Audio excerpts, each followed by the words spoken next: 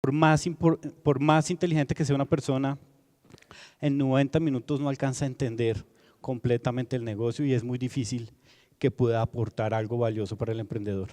Por eso la responsabilidad última del éxito de un emprendimiento es del emprendedor o de los emprendedores, y la junta directiva tiene más un rol fiduciario que cualquier otra cosa. En los próximos minutos voy a contarles algunos capítulos de nuestra historia, como una manera de compartirles desde un punto de vista práctico la experiencia de ser emprendedor, y para que vean que el camino del emprendedor no es un camino fácil, es un camino muy difícil, y que no creo personalmente que existan recetas o fórmulas para el éxito.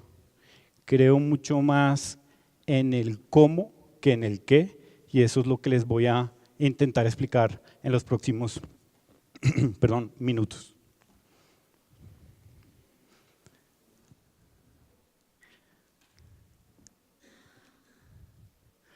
Vamos a arrancar la historia con el fraude. ¿Aló? ¿Hablo con el señor Santiago Espinel? Sí, aquí está Santiago Espinel. Bueno, señor, lo llamo del Banco X. Le cuento que su cuenta corriente tiene un sobregiro de 50 millones de pesos y precisamos que para mañana nos gire esos 50 millones de pesos, porque si no vamos a iniciar acciones legales.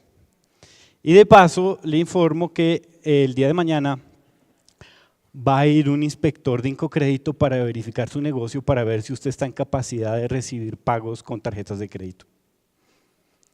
Esa fue la manera en que nosotros nos enteramos que vender a través de internet tenía unos riesgos muy grandes y que el comercio, el que vendía, era el que asumía el riesgo cuando alguien compraba con una tarjeta de crédito clonada. Obviamente esa noticia nos devastó. En ese momento éramos 3 socios, Santiago Espinel, Martin Schrimpf y yo. Y reunimos rápidamente el dinero para pagar los 50 millones de pesos que le teníamos que pagar al banco. Perdimos todos nuestros ahorros y sufrimos un golpe muy fuerte para la compañía, tan fuerte que uno de los socios, Santiago, decidió abandonar la operación de la compañía para arrancar su negocio independiente. Martin y yo convocamos una junta directiva, una junta de asesores para que nos recomendara qué hacer. Y esa junta se reunió en la casa de Martin, porque todavía trabajamos en la casa de Martin, y después de un largo debate, la gran conclusión de la junta es que nosotros teníamos que cerrar el negocio. Nosotros éramos unos niños inexpertos que no íbamos a poder sacar ese negocio adelante. Ya había otra compañía que había arrancado primero que nosotros, por lo tanto ya estábamos muy tarde y no íbamos a poder manejar ese fraude. Entonces cerramos la noche con la conclusión de que lo mejor era cerrar la empresa y buscar empleo a partir del otro día. Afortunadamente Martin me convenció de que no cerráramos la empresa. Martin me convenció de que continuáramos. Y yo le dije, bueno, yo acepto, pero con una única condición. Y la condición era que desde ese momento yo me iba a dedicar a construir un módulo antifraude para que no nos volviera a pasar lo mismo más adelante. Y lo que fue uno de los peores días de la historia de la empresa fue la incepción de lo que sería nuestra ventaja competitiva en el país y lo que nos permitió ganar una mayoría de mercado que logramos ganar en Colombia. Para mí esta experiencia tiene varias lecciones. La primera gran lección es que, por favor, si ustedes están arrancando una empresa, sean más diligentes de lo que nosotros fuimos. No es la mejor manera de enterarse que uno tiene un riesgo tan grande justo cuando le pasa.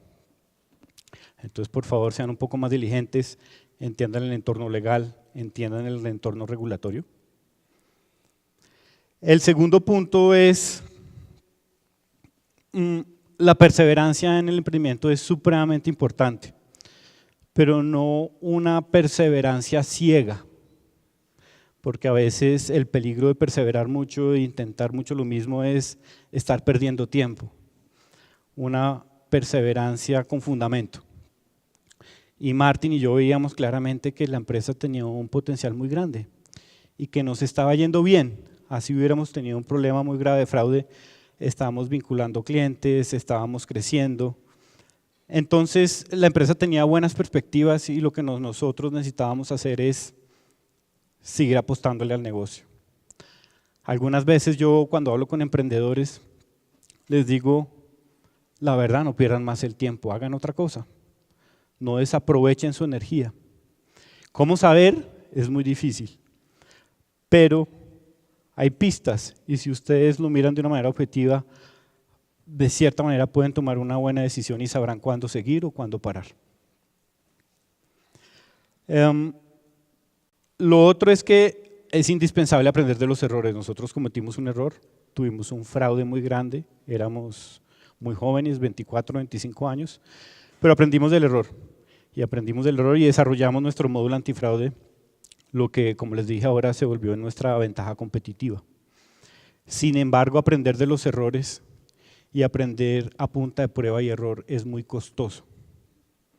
Aunque es un método de enseñanza supremamente bueno, también es supremamente costoso y demorado.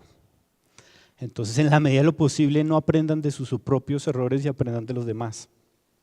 ¿Qué quiero decir con esto? Rodéense de personas que sepan más que ustedes, que sepan más del negocio que ustedes están manejando, para que el crecimiento de su empresa sea más rápido.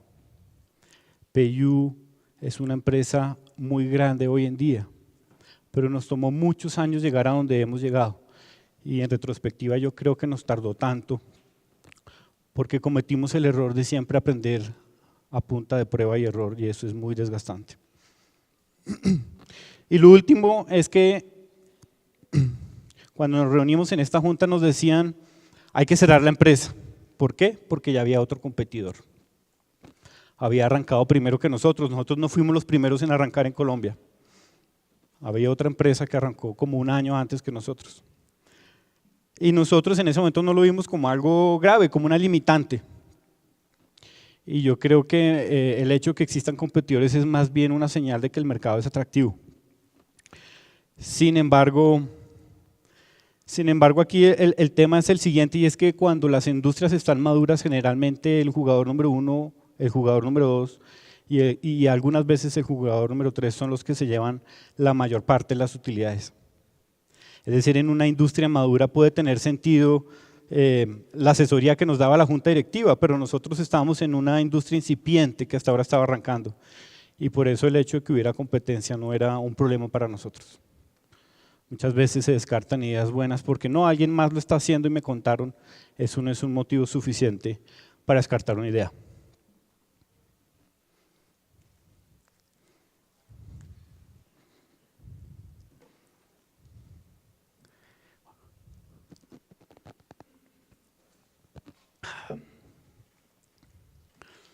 La venta. Un día recibí un correo electrónico que decía más o menos así: hola José, soy Juan Pablo, trabajo en una empresa, soy el fundador de una empresa competidora de ustedes en Argentina. Tenemos de socios a los fundadores de remate.com y tenemos planes de expandirnos a Colombia. Tenemos unos fondos gigantescos detrás, tenemos varios millones de dólares de inversión y queremos comprarlos. Y por cierto, si ustedes no quieren venderlos, vamos a quebrar. Literal. Entonces, pues yo recibí ese correo electrónico, se lo compartí a Martín. Y dijimos, bueno, pues investiguemos de qué se trata. Viajamos a Argentina. Martín y yo viajamos a Argentina, conocimos a esta empresa y resultó que sí era cierto. Eran unos fundadores muy reconocidos en América Latina. Tenían fondos de inversión detrás y tenían personas muy adineradas detrás. Y estaban en un proceso de expansión regional. Tenían presencia ya en varios países de la región. En Colombia no tenían presencia, pero tenían presencia en México, tenían presencia en Brasil y tenían presencia en Argentina. Entonces, después de mucho pensarlo, Martín y yo llegamos a la conclusión de que nos tocaba vender la empresa, porque habíamos cometido un error. Teníamos un negocio muy interesante entre manos, pero se nos había pasado la oportunidad y ya venían empresas muchísimo más grandes que nosotros a expandirse y nosotros no teníamos ni el conocimiento, ni la plata, ni los contactos, ni los recursos para competirles. Y aceptamos vender la empresa, la mayor parte del pago iba a ser en acciones y un pequeño pedazo en dinero. Y dijimos, pues bueno, a la larga nos puede ir un poquito mejor así que seguir compitiendo nosotros solos aquí en Colombia. Vendimos la empresa, firmamos los papeles de vender la empresa. Martín se fue a vivir a México como country manager, como gerente de la operación en México, y yo me fui a vivir a Argentina como gerente de operaciones de toda la operación de América Latina. Y unos meses después no nos pagaban y no nos pagaban. Y por cuestiones de la vida nunca nos entró el pago, también por un problema que tuvimos nosotros, y decidimos reversar esa transacción. Y eso fue un aprendizaje impresionante para nosotros. Deshicimos la venta, mejor dicho.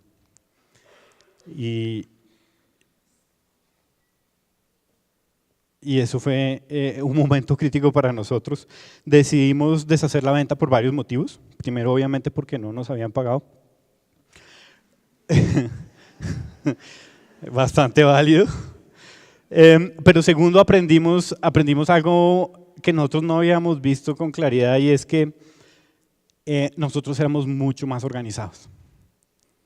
Así nosotros fuéramos más chiquitos, así nosotros fuéramos una empresita en Colombia, nosotros éramos mucho más organizados y como más disciplinados que ellos. Y vimos claramente que para una empresa de servicios financieros, especialmente para una empresa de pagos, ser organizado en los procesos es supremamente importante. Hay un dicho que dice, las empresas de pago comen como pajaritos y van al baño como elefantes. ¿Qué quiere decir eso? Que los ingresos de las empresas de pago son así de chiquitos, pero que cuando cometen un error puede ser un error enorme, de millones y millones. Entonces, a partir de ese día, nos cambió la mente. Nos cambió la mente y nosotros aprendimos muchísimo de haber trabajado con estos argentinos, y una de las cosas que nosotros aprendimos es que ellos tenían un pensamiento estratégico más desarrollado que el de nosotros. ¿Por qué? Porque habían seleccionado mejor los mercados en los que querían competir. Ellos habían hecho un análisis y sabían que en América Latina los dos mercados claves eran Brasil y México. Y por eso cuando iniciaron su proceso de expansión se expandieron a Brasil y se expandieron a México. En América Latina no existe hoy en día, tal vez que existe una, pero no existe más de una compañía, digamos, verdaderamente exitosa, que no tenga una aproximación regional, es decir, que no tenga una operación regional, salvo las empresas que están en Brasil. Si piensan en Mercado Libre, si piensan en Despegar, cualquiera de esas compañías que ustedes piensen tiene operación en varios países de América Latina, y nosotros no sabíamos eso. Cuando vimos que estos argentinos se estaban expandiendo en toda la región, por eso nosotros pensábamos que ya estábamos muy tarde, porque nos había faltado esa selección de los mercados en donde queríamos competir. Y obviamente haber tenido inversión y tener unos grandes inversionistas detrás pues significaba una ventaja competitiva enorme sobre nosotros. Como la transacción se dañó, duramos un día reflexionando sobre todo esto, pero al siguiente día continuamos trabajando. Y lo primero que hicimos fue salir a buscar nosotros mismos nuestra próxima inversión. Era el año 2008 y estábamos en plena crisis en Estados Unidos. Visitamos, si no todas, prácticamente todas las familias adineradas de este país. Y visitamos absolutamente todos los fondos de capital privado, los poquitos fondos que existían en ese momento, porque eran otras épocas. Y más o menos después de un año logramos conseguir un fondo de capital privado que estuviera interesado en invertir en nosotros. Martín y yo estábamos exhaustos, estábamos ya un poquito deprimidos de buscar tanto y tanto y no haber conseguido inversión. Y cuando yo miro los números hoy en día de las startups que consiguen millones de dólares de valoración y miro lo que nosotros facturamos en esa época, digo, uy, nos tocó muy duro, nos tocó muy duro.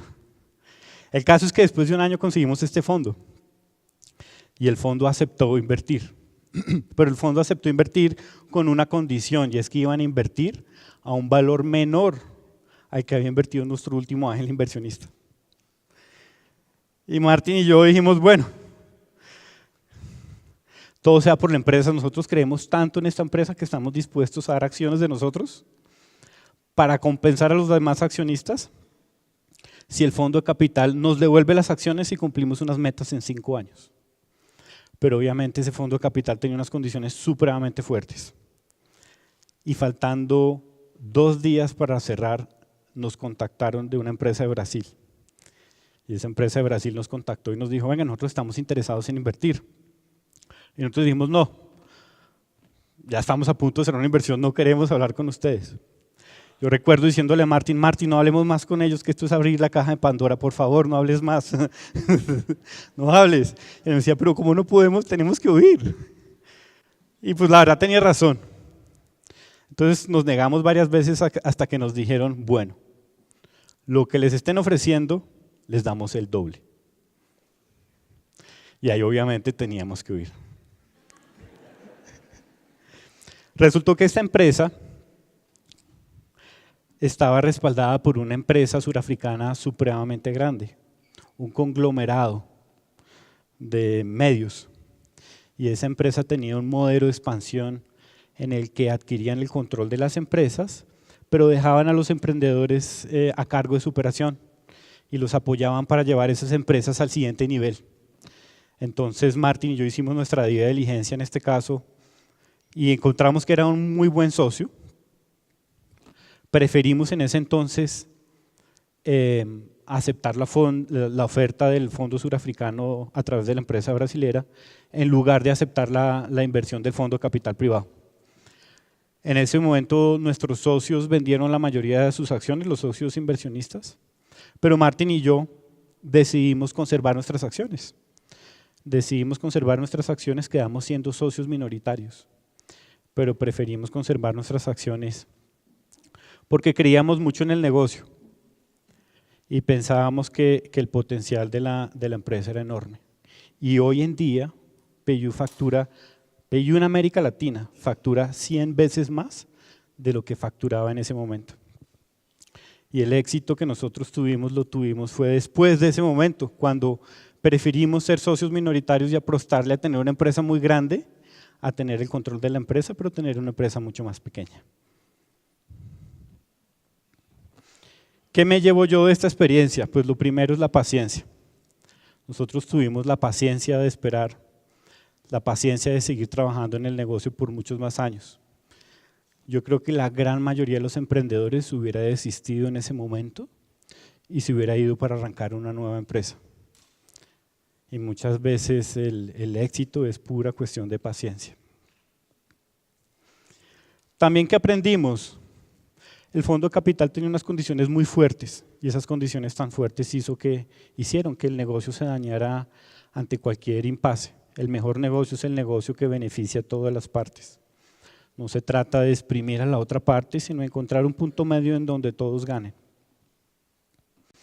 Estos procesos son procesos supremamente emocionales y nosotros fallamos en no haber contratado una firma que nos asesorara para manejar mejor esta negociación. Y yo creo que hicimos algo muy bien, y es que antes de aceptar esta inversión del fondo surafricano, que por cierto hoy en día es una de las empresas más grandes del mundo, hicimos nuestra debida diligencia, averiguamos cómo les había ido a los demás emprendedores, cómo era trabajar con ellos, y de esa manera íbamos como más seguros. No cometimos el mismo error que cometimos tal vez con Dineromail al no haber entendido mejor cómo estaba operando esa empresa y cuál era la verdadera situación, digamos, de sus procesos y demás. Recibimos la inversión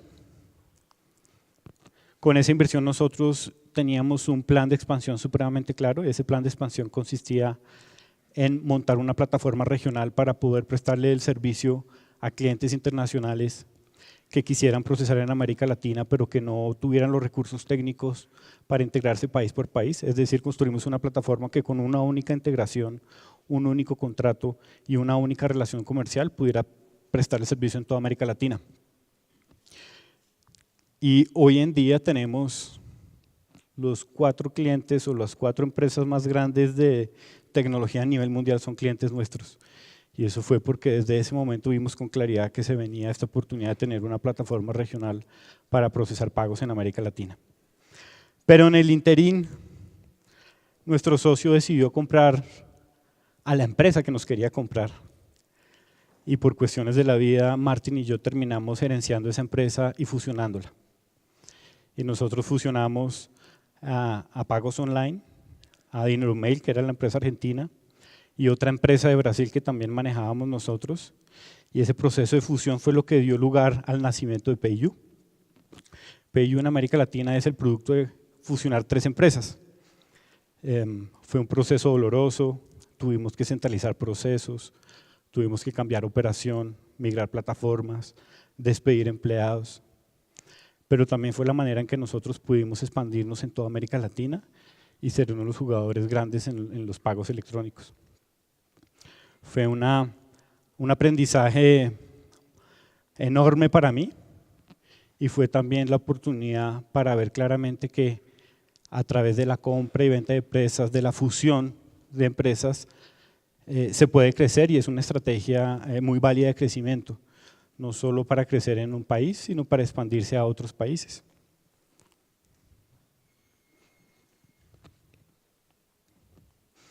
Y eso nos lleva a hoy. Nosotros fusionamos las empresas, etcétera. Esa etapa ya se terminó. Y hoy en día puedo decir con orgullo que procesamos más de 50 millones de transacciones al mes. El valor de las transacciones que procesamos es más o menos el 10% del PIB colombiano, lo que procesamos en un año. Tenemos cientos de miles de comercios y PayU hoy es un unicornio. Y no será un unicornio 100% colombiano, pero es un unicornio que por lo menos la cola y la cabeza son colombianos y son made in Colombia. Y yo me siento muy orgulloso de ello. Muchas gracias. Gracias. Gracias. Mira. Muchas gracias. Gracias.